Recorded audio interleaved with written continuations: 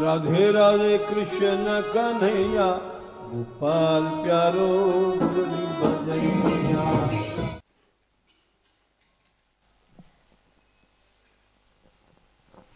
जय श्री राधे।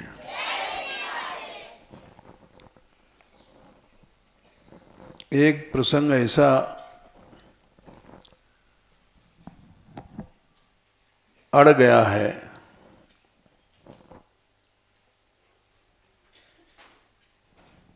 जिसको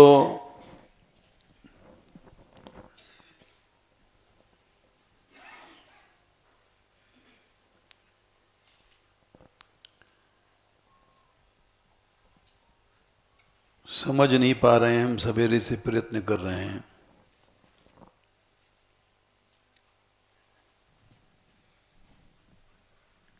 और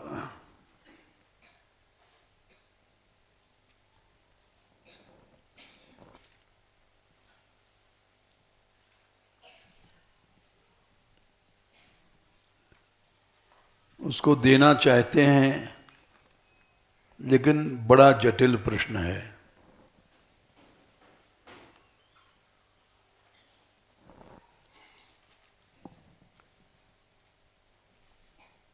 कंस को श्रीमद् भागवत में लिखा है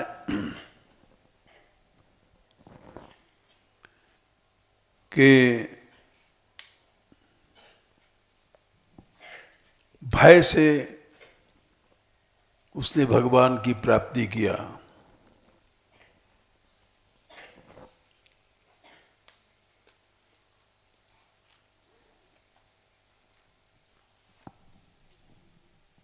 तो प्रश्न है कि क्या कंस डरपोक था?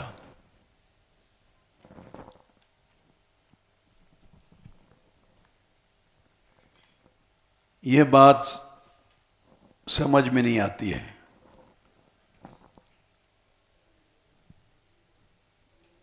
कंस का पराक्रम पढ़ने से पता लगता है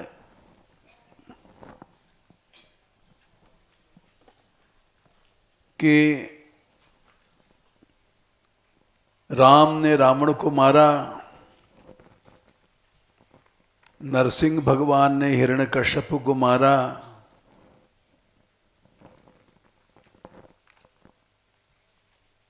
और जितने बड़े बड़े युद्ध हुए हैं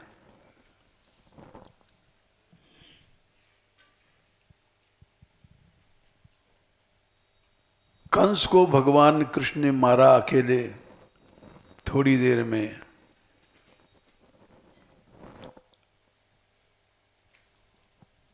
तो इसमें कोई विशेषता नहीं थी, ऐसा लगता है।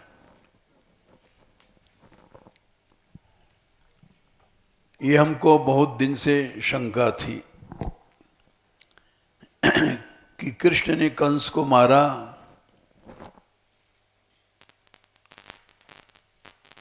बाल पकड़ करके पटक दिया और खत्म कर दिया।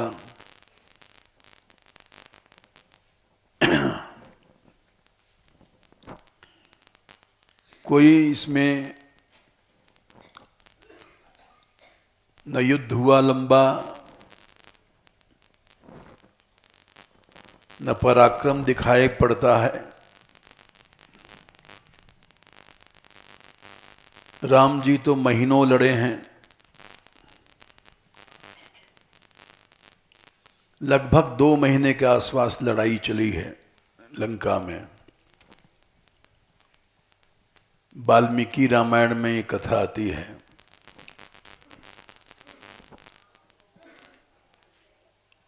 और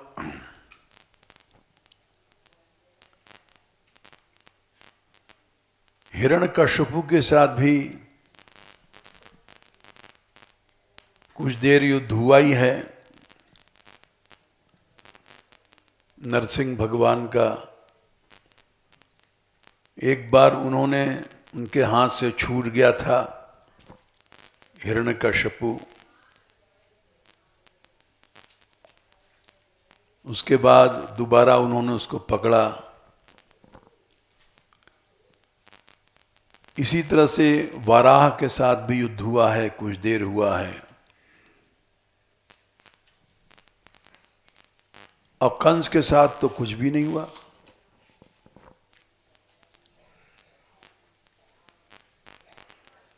ये हम जब से भागवत पढ़ रहे हैं, जब से मन में शंका रहती थी,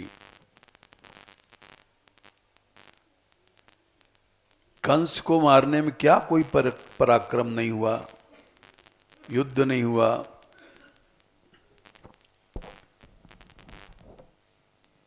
और कंस का पराक्रम इसीलिए हमने पढ़ने के लिए गर्भ संहिता देखी, तो उसमें देखने पर पता पड़ा इसका पराक्रम हिरण्यकशिपु से, रावण से सबसे अधिक था।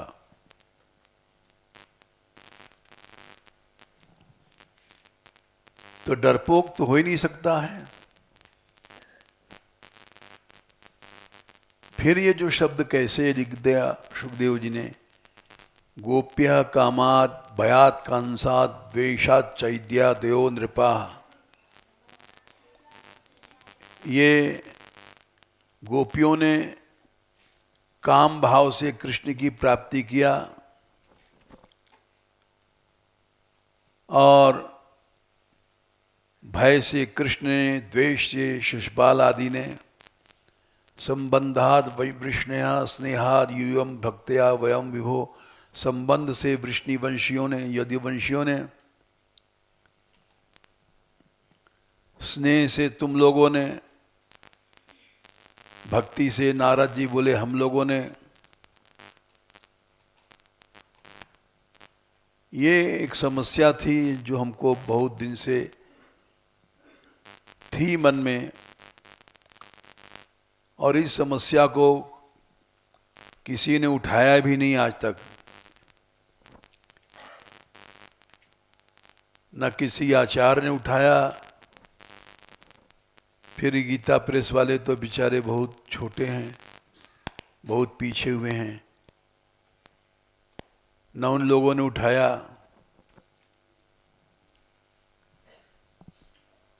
कंस का पराक्रम रावण आदि से बहुत ज्यादा था।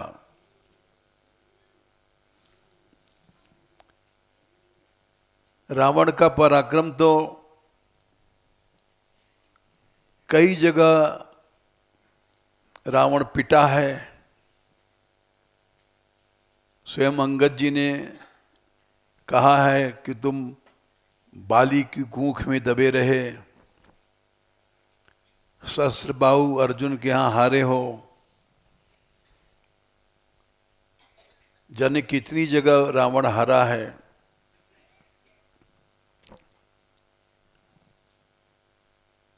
इसलिए ये हमारे मन में शंका थी,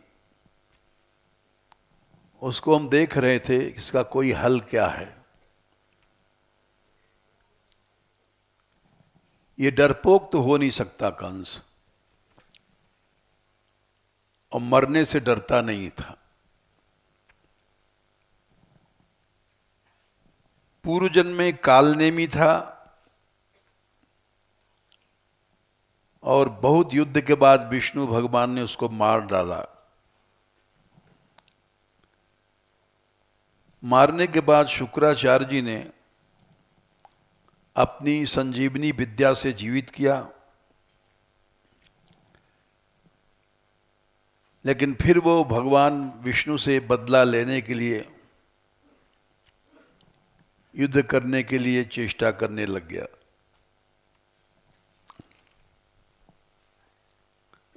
मंदराचल पर्वत पर गया और वहां, इसको निकालो,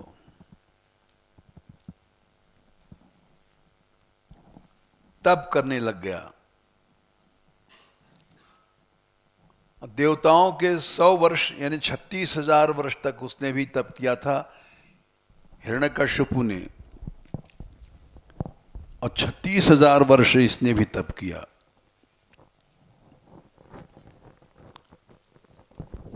हड्डियां रह गई थी, दीमक चढ़ गई थी, ऐसा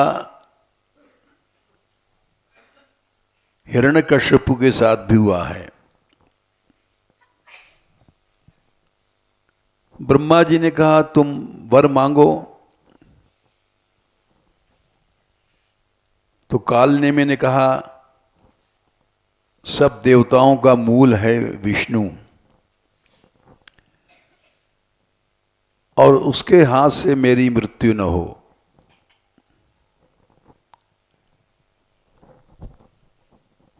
ब्रह्मा जी ने कहा ये तो दुर्लभ है, बोले हमें यही वर चाहिए। तो ये वर उसको देना पड़ा। ये वर आज तक हिरण्यकश्यपु को भी नहीं मिला था।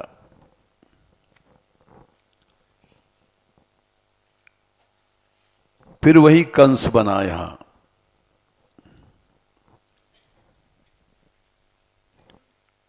तो डरपोक तो हो ही नहीं सकता वो। फिर क्यों लिखा है भागवत में भयात कंस? कंस ने भय से भगवान की प्राप्ति किया।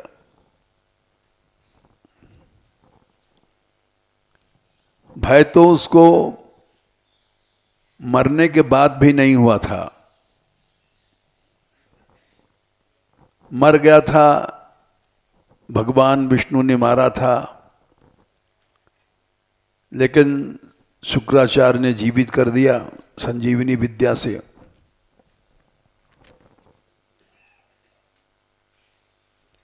तो इसलिए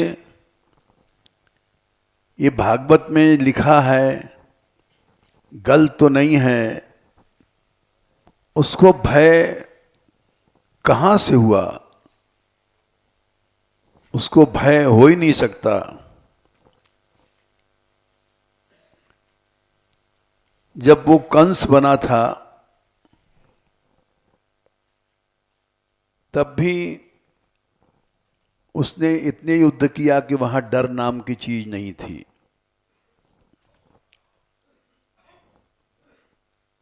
जैसे कंस जब विजय करने निकला है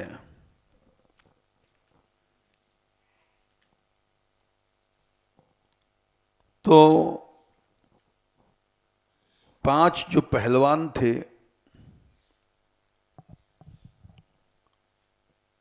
उनको उसने मल्ल युद्ध में पटका।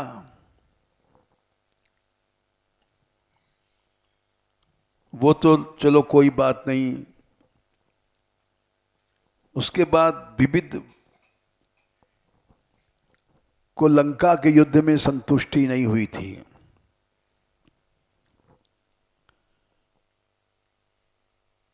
ये विविध सुग्रीव का मंत्री था। भागवत में लिखा है, नरकस्य सखा कश्चित दिवदो नाम वानरः सुग्रीव सचिवः सोथ भ्राता मैंदस्य वीर्यवान। ये मैंद का भाई था विविध, और सुग्रीव का मंत्री था।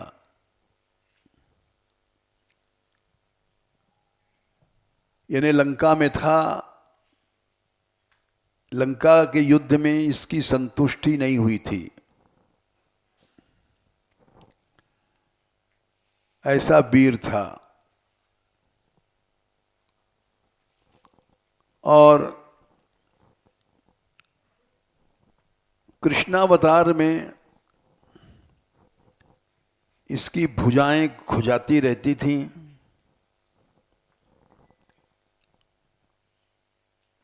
और वहां भी ये लक्ष्मण जी से चिढ़ता था, लेकिन लड़ नहीं सकता था क्योंकि सुग्रीव की सेना में था। सुग्रीव इसके राजा थे और लक्ष्मण से लड़ने का मतलब है आपसी द्रोह। लेकिन ये वही लक्ष्मण जब बलराम बने तो उनसे अपने द्वेष के कारण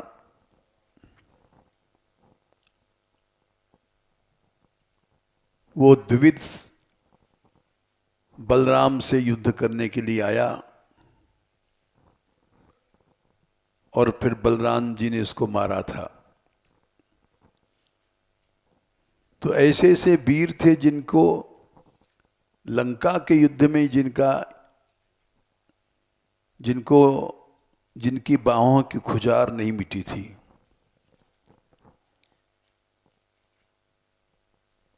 उस द्विविध को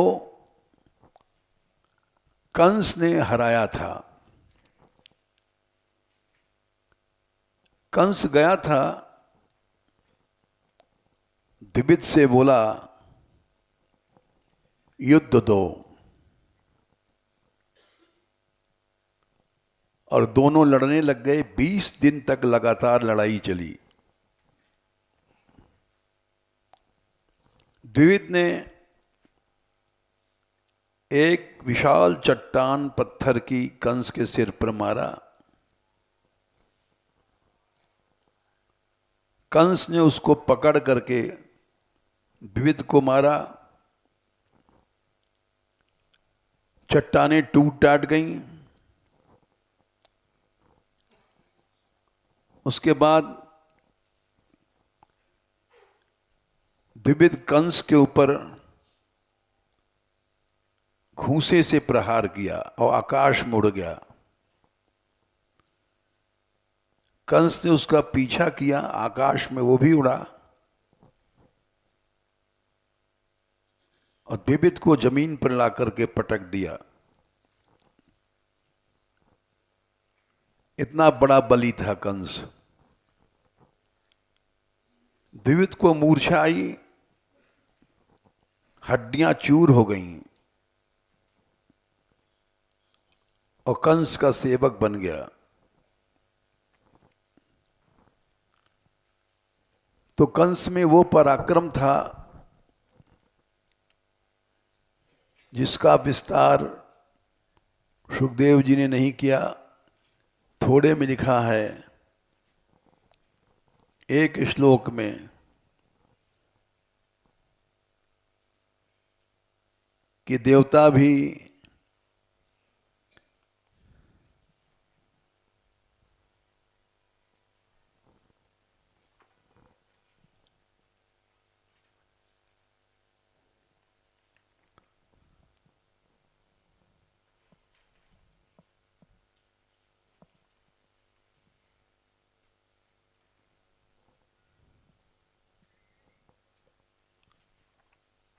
युद्ध छोड़ करके और अपनी काछनी खोल देते थे और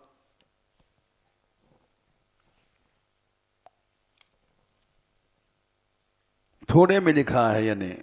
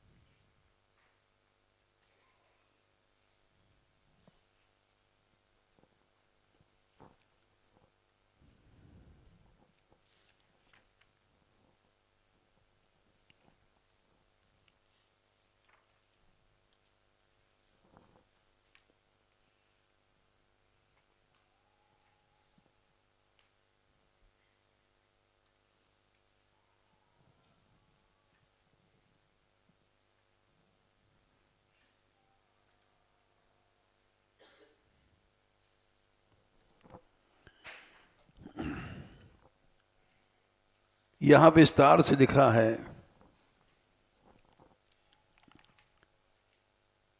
कंस ने द्विविद को पराजित करके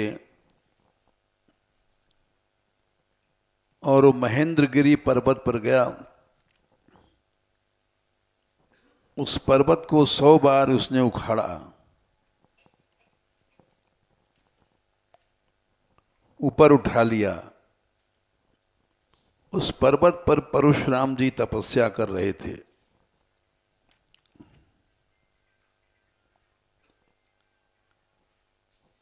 उन्होंने कहा, अरे ये धनुष है।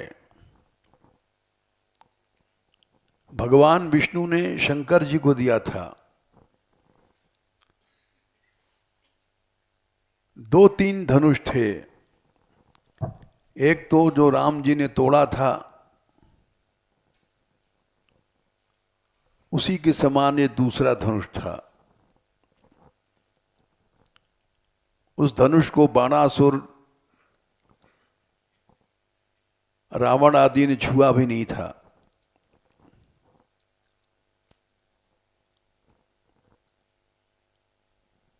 वो धनुष उन्होंने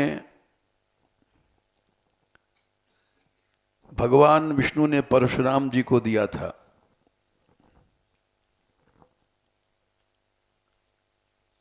परशुराम जी बोले, यदि तू उस धनुष को चढ़ा लेता है, नहीं चढ़ाएगा तो मैं तेरे बल का नाश कर दूंगा। कंस ने उस धनुष को 100 बार खींचा और उसकी प्रत्यंचा से ब्रह्मांड गूंज गया। 7 लोक पाताल हिल गए। और उसके बाद वो धनुष उसने परशुराम जी को दे दिया। परशुराम जी ने प्रसन्न होकर के वो धनुष कंस को दिया। ले, इस धनुष को तू ही रख। इस धनुष को जो तोड़ेगा उसी के हाथ से तेरी मृत्यु होगी।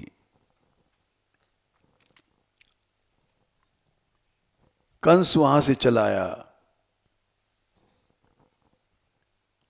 अघासुर मिला, जिससे देवता डरते थे। उसको इसने पकड़ करके अपनी माला बना लिया अजगर की।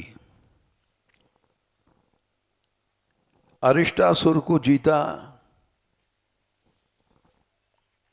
जिसने कृष्ण से युद्ध में गोवर्धन पर्वत उखाड़ करके फेंका था कृष्ण पर। और उसको भी पराजित किया इसने। तो कंस कभी भी डरा नहीं। और उसके बाद बकासुर से युद्ध हुआ। बकासुर को उसने पराजित किया।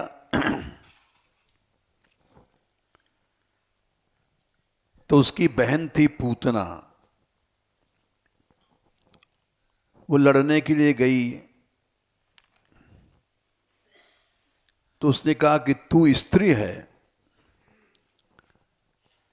मैं स्त्री से नहीं लड़ सकता हूं।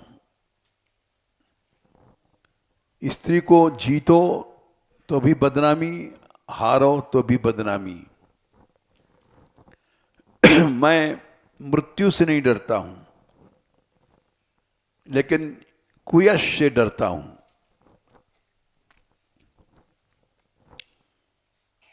तो उसको उसने बहन बना लिया।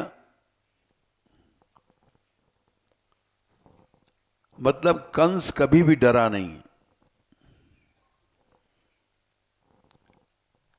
नारद जी के पास गया कि हमारी भुजा की खुजाल नहीं मिटी है। नारद जी ने कहा, तुम बाणासुर के पास चले जाओ।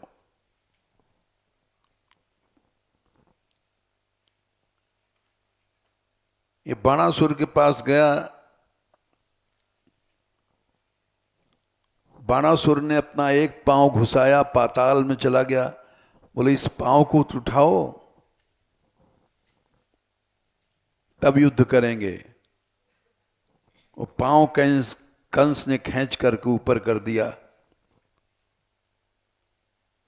सातों पाताल हिल गए। युद्ध करने के लिए वो खड़ा हुआ। बाणासुर शंकर का भक्त था। शंकर की प्रतिज्ञा थी उससे रक्षा करने की। भगवान शंकर स्वयं आ गए और भगवान शंकर ने कहा, कंस और बाणासुर, तुम दोनों लड़ाई मत करो। दोनों ही की मृत्यु आपस में हो नहीं सकती है।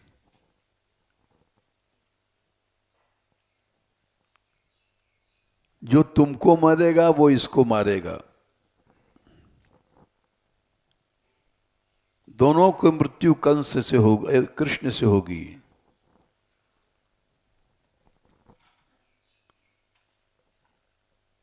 तो बाणासुर जो रावण से भी अधिक बली था,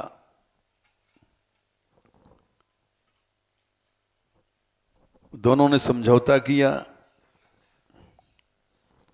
भगवान शंकर लौट गए।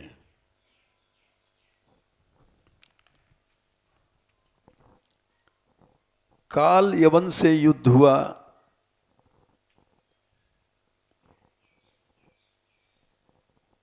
उसको भी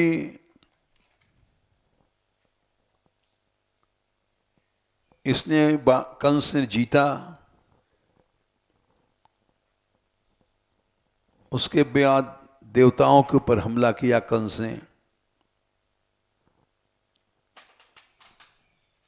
इंद्र ने वज्र चलाया। जो वज्र कभी निष्फल नहीं हुआ था।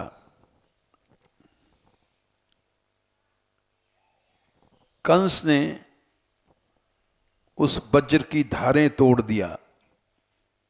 जो अमोघ वज्र था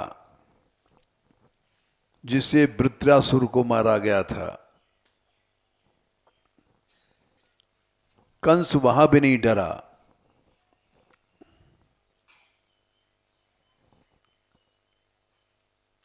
और इंद्र के हाथ से तलवार छूट गई।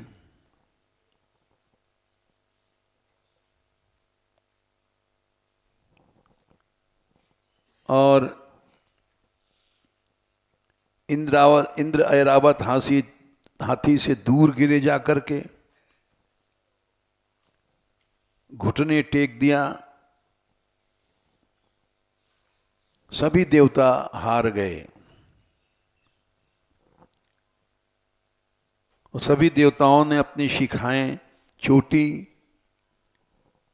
काचनी सब खोल दिया।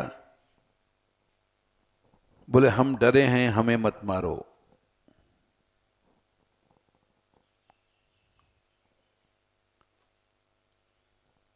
केचित तथा प्रांजल्योति दीन वत्सन्यस्त शस्त्रा युधिक मुक्त कच्छा।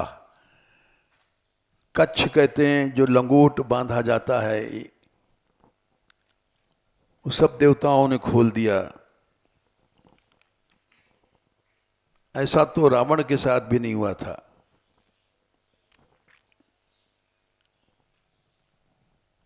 इससे पता पड़ता है कि रावण, हिरण्यकश्यपु, ये सब कंस के सामने कुछ नहीं थे।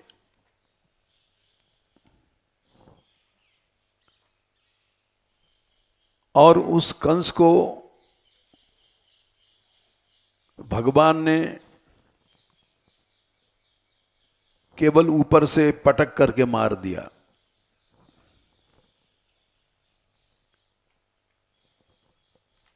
युद्ध ऐसा नहीं हुआ जैसा कि कई महीने रावण से चला, कुछ देर तक हिरण्यकश्यपु से चला, बराह भगवान से चला,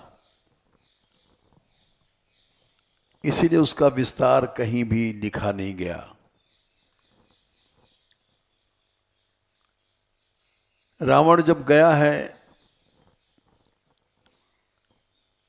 बलि राजा को जीतने के लिए, तो वहां बलि ने कहा, ये देखो जो पाताल में घेरा पड़ा हुआ है, इसको उठा लाओ।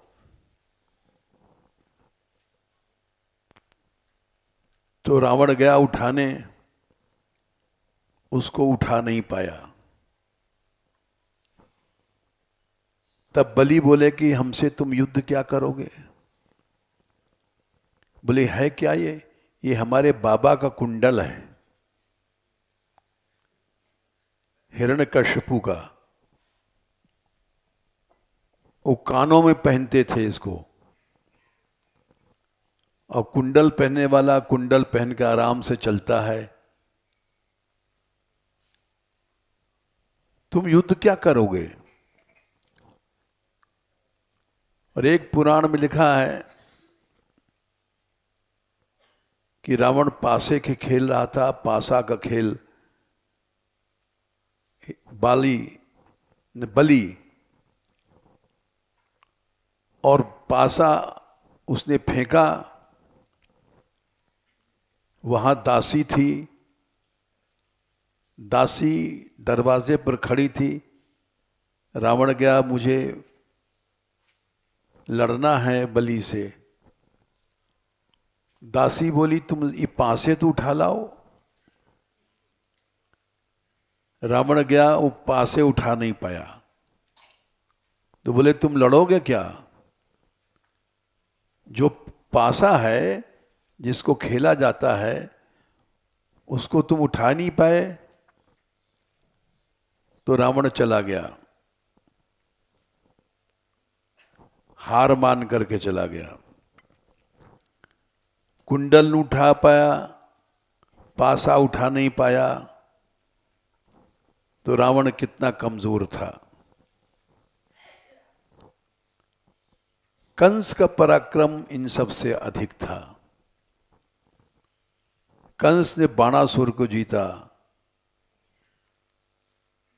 शिव जी को आना पड़ा कि भाई तुम मत लड़ो, बाणासुर की मृत्यु केवल भगवान से हो सकती है। भगवान कृष्ण ही कंस को मारेंगे। यही बात शंखचूड से हुआ है। ये शंखचूड की कथा भी इसमें आई है। शंखचूड जब युद्ध करने के लिए गया, तो कंस ने और शंखचूड ने युद्ध किया और एक दूसरे को 10,000 योजन उछाल कर फेंक दिया ऊपर आकाश में। 10,000 योजन के गिरने से भी दोनों मरे नहीं। और गर्गाचार्य जी वहां जाते हैं, कहते हैं दोनों मत लड़ो, दोनों एक दूसरे को मार नहीं पाओगे, दोनों ही केवल कृष्ण के हाथ से जा सकते हो। समझौता करा दिया। तो इसलिए ये जो भागवत में लिखा है, भयात कंसो, कंस डर करके, तो ये हमारी समझ में आज तक कभी नहीं आया।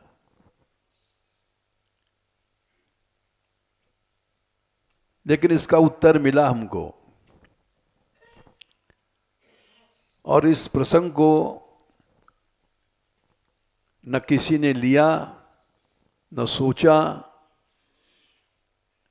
न किसी कवि ने, न भक्तों ने, न आचार्यों ने। इसका उत्तर मिला कंस कृष्ण से नहीं डरता था।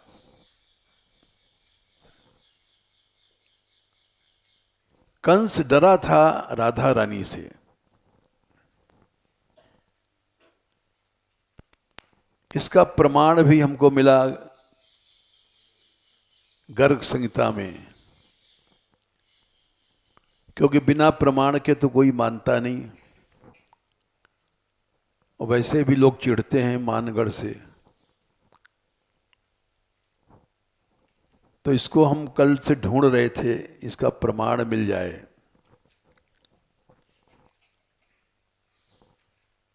ये हम जब जाप जाते थे 50 साल पहले होरी खेलने जाप बठेन में,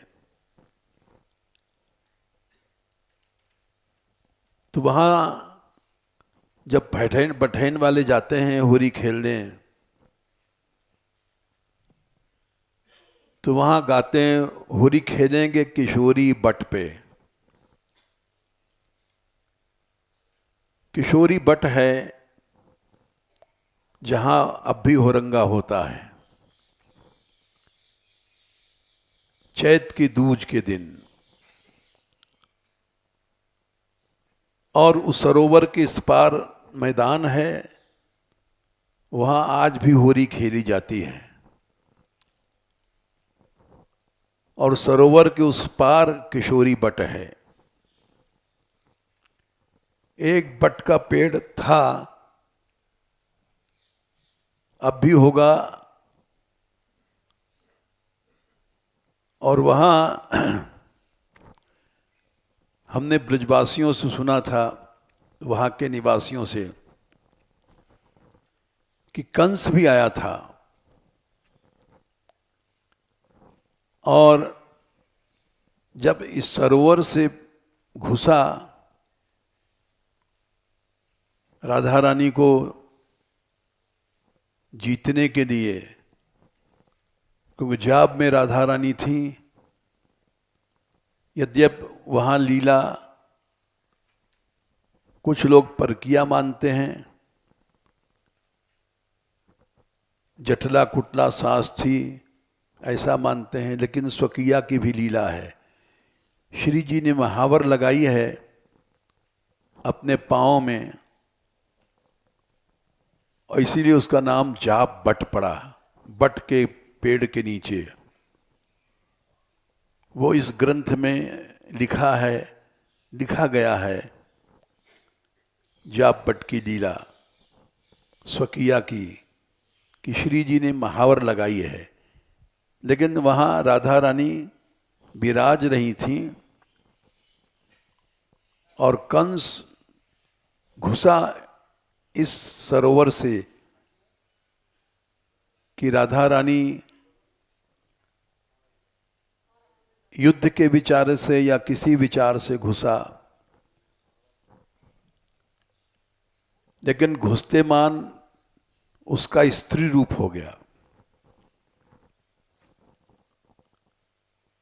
और जब सरोवर से बाहर निकला तो देखा मोटी, एक बहुत मोटी स्त्री के रूप में अपने को देखा है उसने। देख करके बड़ा लज्जित हुआ, बोले ये क्या हुआ? वो पहले भी पूतना से नहीं लड़ा था। स्त्री से लड़ना, स्त्री बनना, ये वीरों के लिए शोभा की बात नहीं है। वो ललिता जी पहुंची, इस लीला को इस पुस्तक में लिखा गया है रसीली ब्रज यात्रा में। तो उसमें ललिता जी पूछती हैं, ए मोटल्ली तू कहाँ से आई है? तो वो स्त्री रूप से पहले घबरा रहा था बोले ये भी कौन सी बलाय है पूछ रही है, ये और न ज्यादा क्या करेगी? बोले चल कंडा थाप। यहाँ महाराज वृषभान के पास इतनी गायें हैं, तू मोटी ताजी ही कंडा थापेगी तो बढ़िया है। तो 6 महीने ब्रजवासी कहते हैं कंडा थापा उसने। ऊपरा कंडा, जो लोग नहीं जानते हैं, ऊपरा गायों के गोबर का उथापा, और बड़ा दुखी रहता था। ये क्या हुआ, ये तो हम जीतने आए थे, ये क्या हो गया हमारे साथ।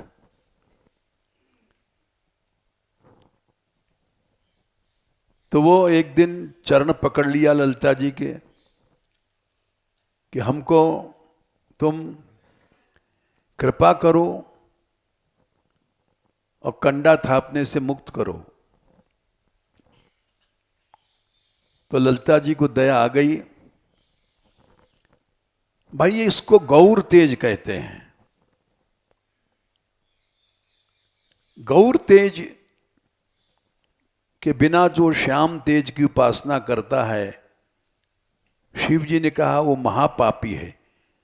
गौर तेजो बिना यस्तु श्यामम तेजा समर्चेत, जपेद वा ध्यायते वापी सब भवेद पातकी शिवे। हे देवी पार्वती, वो निश्चित पापी है जो गौर तेज के बिना, राधा के बिना केवल खाली कृष्ण की उपासना करता है। तो वो इसीलिए फिर ललिता जी को दया आई। उन्होंने कहा जा तो इस सरोवर में स्नान कर चला जा और उस पार निकल जा। उस सरोवर से स्नान करके उस पार निकला, तब उसका कंस रूप बन गया और भागा मथुरा सीधे। बोले ये तो बड़ी आफत है यहाँ। ये तो हम युद्ध में भूमि में मारे जाते वो अच्छा था। ये तो कंडा थापना पड़ा यहाँ स्त्री बन करके। तो फिर कभी बरसाना नंदगांव की ओर कोई असुर नहीं आया। वृंदावन तक आए हैं असुर, अघासुर, बकासुर, केशी, जाने कितने असुर। यहाँ बरसाने नंदगांव की ओर कोई झांका नहीं, न कंस के सखा। ये बात गर्ग संहिता में लिखी है, वो हमको प्रमाण मिल गया तब हम सुना रहे हैं। और ये बात इस रसीली ब्रज यात्रा में छापी जाएगी।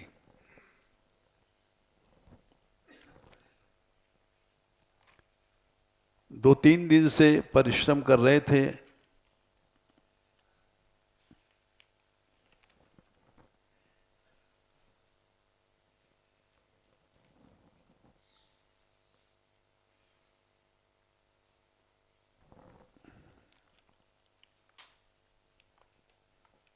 तब ये प्रमाण मिला है।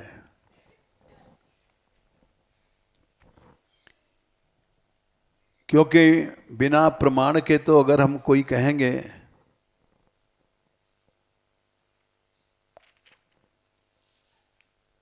तो हर आदमी गप समझेगा।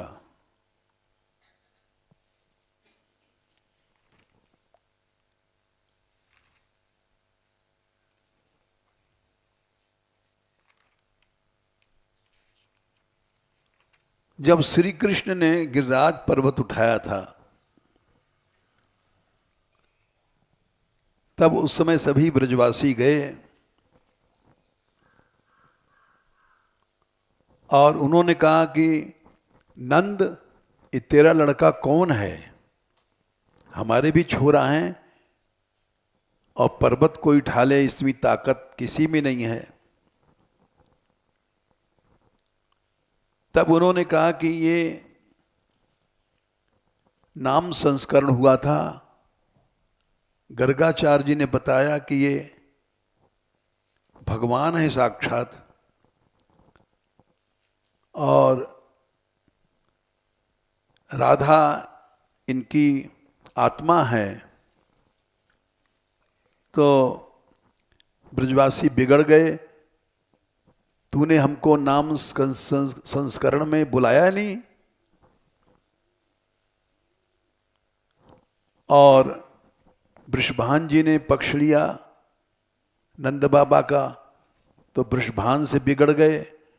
अरे तू मत बोले, तेरी छोरी जबान हो रही है, तने ब्याह नहीं किया, सब लोग कलंक लगा रहे हैं कृष्ण के साथ, इसको भी जात से निकाल दो।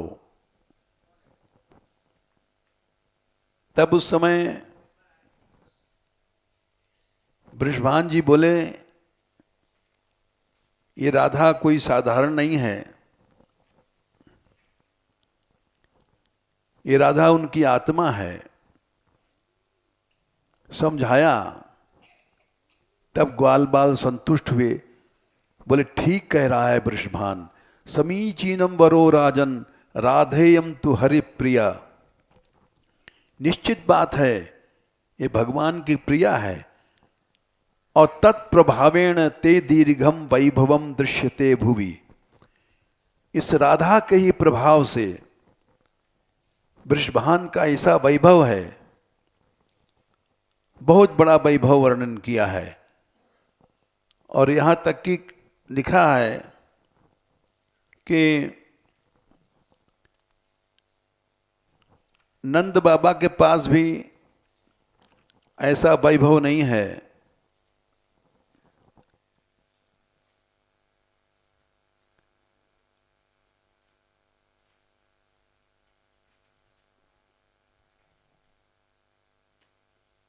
ना तत्समम वैभवम नास्ति नंदराज गृहे क्वचित।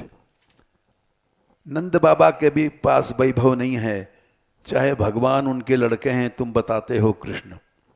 नंद बाबा तो कृषि बलो नंदराजो गोपतिर दीन मानसः। वो तो कृषि बल मतलब जो खेती करने वाले जमींदार हैं बेचारे, केवल गोपति ग्वालिया हैं। और दीन मानस, बड़े दीन दुर्बल हैं। और तुम्हारी लड़की अवश्य विशेष कुछ है। सर्वम सौख्यम भोजनादि दृश्यते सांप्रतम तब अकंसोपि धर्षतो जातो। कंस भी धर्षित हो गया। यानी धर्षित कहते हैं जैसे एक पहलवान दूसरे को पटक करके और रगड़ता है, उसको धर्षण कहते हैं। कंस धर्षित हुआ। दृष्ट्वा ते बलम अद्भुतम, तुम्हारे अद्भुत बल को देख करके।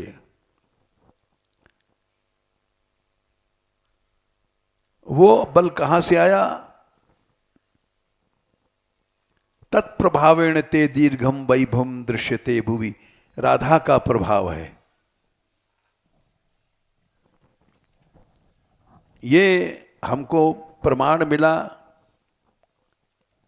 और अब हम इस कथा को विस्तार से वहाँ दे रहे हैं इस पुस्तक में, जो हमने पहले सुनी थी ब्रजवासियों के मुंह से। वो सही घटना है। कंस का धर्षण हुआ है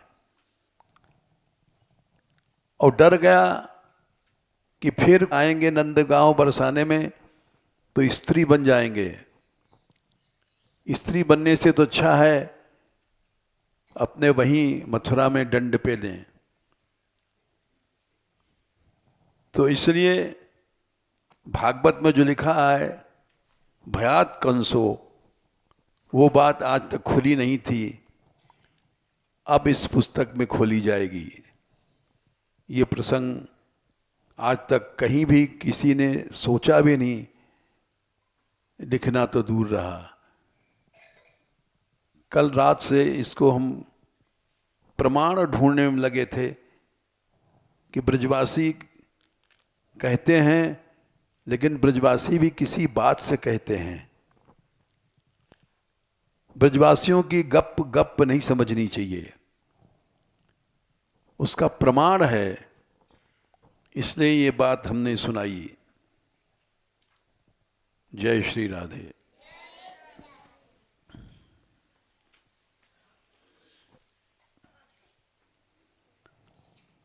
अब इतना अवश्य है, इस कथा को लिखने के लिए एक अलग पेज बनाना पड़ेगा, क्योंकि पुस्तक की सेटिंग हो चुकी है। अब दोबारा सेटिंग करने में फिर 5-6 दिन लगेंगे, इसलिए अलग पेज लिख के अलग से छापेंगे, उसको चिपका देंगे। क्योंकि बहुत देर हो गई है, यात्रा सिर पर है, और यात्रा पुस्तक छापने वाले कह रहे हैं 1 महीने लगेगा। हम चाहते हैं कि यात्रा के बीच में ही आ जाए पुस्तक। चलो भाई, श्लोक कौन सा है? हैं? हाँ, भोगैश्वर्य प्रसक्तानां तया परहित चेतसाम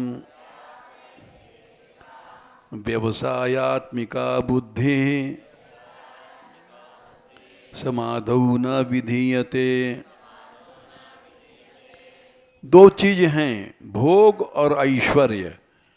ऐश्वर्य माने मालकियत। 2 चीजों से मनुष्य गिरता है। हम लोग भोग में गिरते हैं या ऐश्वर्य में? ऐश्वर्य क्या है? साधु बन के भी महंत बन जाएं, मंडलेश्वर बन जाएं, जगत गुरु बन जाएं। ये बात कल कथा में सबके सामने मुरली ने कहा, और निश्चय है कि वो जितने भी मंडलेश्वर महंत हैं उनको बुरी लगेगी, लेकिन ऐसा हिम्मत एक लड़की ने किया जो हिंदुस्तान में कोई नहीं कर सकता। यहां तक कि उसने कहा 50 लाख रुपए में ये पदवी मिलती है जगत गुरु की, और 15 लाख में मंडलेश्वर की, 8 लाख में महंत की। ऐसा उसने मंच से कहा, और इस बात से बहुत खतरा है विरोध होने का। लेकिन अब उसने तो कह दिया, ब्रजबालिका है, शास्त्र सम्मत बात है। भोग और ऐश्वर्य। ऐश्वर्य माने बड़ा बनना, मालकियत। ये 2 चीजें गिराती हैं। मान लो हम लोग भोग छोड़ आए, लेकिन यहां भी ऐश्वर्य चाहते हैं। महंत, मंडलेश्वर, जगत गुरु यानी मालकियत, इसमें फंस जाते हैं और महंतों की लड़ाई होती है, मुकदमेबाजी होती है। जगत गुरुओं का मुकदमा बिलायत तक गया था। सब लोग जानते हैं शंकराचार्य की गद्दी का मुकदमा शुरू से चल रहा है। सुप्रीम कोर्ट जब बिलायत में थी तो वहां तक एक मुकदमा गया। तो ये ऐश्वर्य माने बड़ा बनना। भोग सब जानते हैं, स्त्री भोग, लड्डू पेड़ा भोग, कचौड़ी भोग, बालूशाही का भोग, जीभ का भोग, इसमें तो सभी फंसे हैं। और इन दोनों चीजों में जो प्रसक्त है, जिसका मन फंस गया, एक तो भोग, दूसरा ऐश्वर्य। तया परित चेतसाम, और उस बुद्धि से जिसका मन खिंच गया है। अपहृत माने चित्त चुरा लेता है, बड़प्पन और भोग मनुष्य के चेतना को चुरा लेता है। ये चेतना ही जीवन है। उससे क्या होता है? बुद्धि व्यवसायत्मिका माने निश्चयात्मिका, बुद्धि समाधि माने भगवान, भगवान में नहीं लगती है, भगवान से हट जाती है। कोई शब्द पूछना हो पूछ लो, फिर से बोलो। भोगैश्वर्य प्रसक्ता नाम तया परित चेतसाम व्यवसायात्मिका बुद्धि समाधौ न विधीयते। ये बड़ा कीमती श्लोक है और इसमें हर आदमी फंसा हुआ है। कोई कहता है कि नहीं हम नहीं फंसे हैं, गलत है। ऐश्वर्य में फंसे हो जब भी हठ वाद विवाद ये सब होता है। भक्ति पक्ष नहीं हठ शठताई, वाद विवाद हर्ष आतुरताई तो दंड जैसी। बहस कर रहे हैं, इसके माने क्या? ऐश्वर्य में बुद्धि है, मालकियत में बुद्धि है, हमारी बात सही होनी चाहिए। कोई नहीं बचा है। कहीं भी देख लो 10 आदमी हैं तो उनमें विवाद जरूर मिलेगा, हमारी बात कट गई। ये सब क्या है? ये सूक्ष्म है, ऐश्वर्य में बुद्धि है। दूसरा श्लोक ले लो। त्रैगुण्य विषया वेदा निस्त्रैगुण्यो भवार्जुन निर्द्वंद्वो नित्य सत्वस्थो निर्योगक्षेम आत्मवान। ये भी बड़ा विचित्र श्लोक है। वेद का खंडन हो गया। वेद में जितने भी विषय हैं त्रैगुण्य त्रिगुणात्मक हैं। यज्ञ करो स्वर्ग मिलेगा, पुण्य मिलेगा। स्वर्ग वर्ग तो फिर से लौटना पड़ता है, अविनाशी नहीं है। तो वेद में जितने विषय वर्णित किए गए हैं यज्ञ आदि विनाशी हैं, इसलिए त्रिगुणात्मक हैं। वेद को छोड़ो, निस्त्रैगुण्यो भवार्जुन। निस्त्रैगुण्य माने तीनों गुणों से ऊपर उठो, सतोगुण रजोगुण तमोगुण। इंद्र बनना ये त्रैगुण्य है, तीनों लोक के मालिक बनना ये त्रिगुणमय है।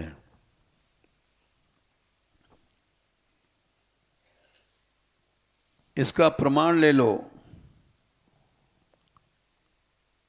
जो बड़ा बनता है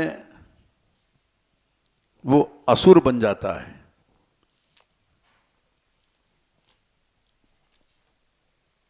हालांकि देर हो रही है लेकिन प्रमाण दे दें। इंद्र ने स्वयं कहा है कि कोई इंद्र पद की इच्छा करता है, इसके माने वो असुर बनना चाहता है।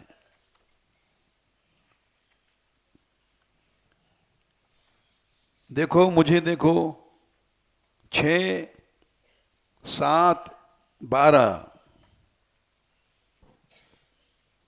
प्रमाण ले लो। को गृध्येत पंडितो लक्ष्मीम त्रिविष्टप पतयेरपि। त्रिविष्टप माने तीनों लोक के पति स्वामी। ऐसा बनना कौन चाहेगा? या हम आसुरम भावम जिससे मैं आद्य विबुधेश्वर मने देवताओं का ईश्वर, विबुधेश्वर मने देवताओं का शासक, ईश्वर मने शासक। ईट धातु शासन में हर आदमी अपनी हुकूमत चाहता है।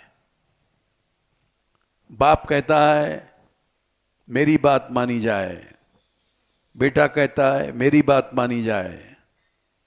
हर परिवार में इसी बात का झगड़ा होता है। स्त्री कहती मेरी बात मानी जाए, माँ कहती मेरी बात मानी जाए, बहू कहती मेरी बात मानी जाए। ये क्या है? ये ईश्वरता का झगड़ा है, मालकियत का। और ये आसुरी भाव है, असुर बनाता है। हर आश्रम में महंत कहता है मेरी बात चले, अधिकारी कहता है मेरी बात चले। ये क्या है? मालकियत का झगड़ा है। तो इसलिए भगवान कहते हैं कि इस द्वंद्व में मत फंसो। निर्द्वंद्व मने ये द्वंद्व हैं दोनों, भोग और ईश्वर। दोनों छोड़ो, मालकियत को भी छोड़ो। इसमें सारा संसार फंसा है। बाप फंसा, बेटा फंसा, गुरु फंसा, चेला फंसा। तुम निर्द्वंद बन जाओ, नित्य सत्व ज्ञान में स्थित रहो, योग क्षेम की चिंता न करो, आत्मवान बन जाओ, संयमी बन जाओ। एक बार और पाठ कर लो। त्रैगुण्य विषया वेदा निस्त्रैगुण्यो भवार्जुन निर्द्वंद्वो नित्य सत्वस्थो निर्योग क्षेम आत्मवान। जय श्री राधे।